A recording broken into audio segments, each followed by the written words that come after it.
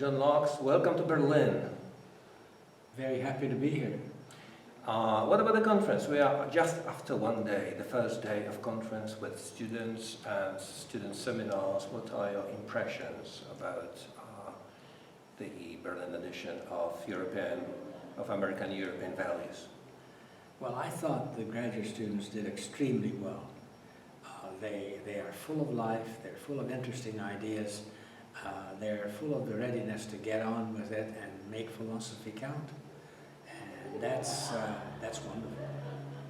Today we start a 3-day conference on you, actually. How do you feel about that? Weird. What do you mean by that? Well, you know, you think of great philosophers, and then you compare yourself to even the least of them, and it's ridiculously inadequate. So my sense is it's very nice of you to run the conference, but I'm not deserving of it. There are going to be 20 plus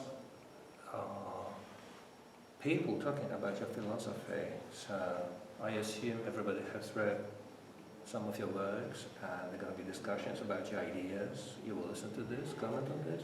I think the only thing that justifies my listening to it is a critique that will be, I hope, strong and constructive. I don't like the idea of criticizing to destroy, but the idea of criticizing to improve is something of great interest to me. And I'm taking notes and hope to be able to walk away from here with a wealth of ideas as to how to make my work better. How do you think, because I have an impression that most of the people who study your works, they pay attention to the book and the idea of stoic pragmatism.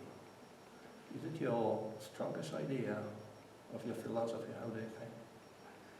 Well, I think pragmatism is enjoying a tremendous resurgence, and I think for good reason.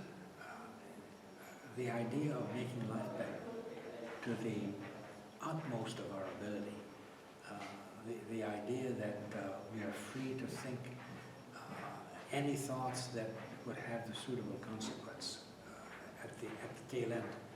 I think those ideas are permanently attractive, and we just forgot about them for a while. Now we've got them back.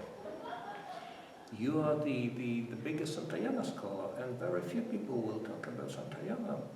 Almost everybody will talk about you. Well, that's because I was the only person writing on Santayana for a while. When I got interested in Santayana as an undergraduate, it was interesting to note that nobody, and I mean nobody, knew anything about it. Nobody paid attention to it. And this was in the 1960s, his having died less than 10 years before, in the 1950s.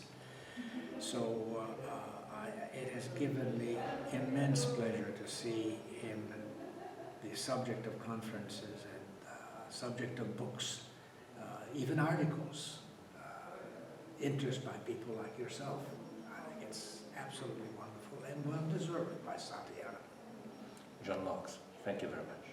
Pleasure.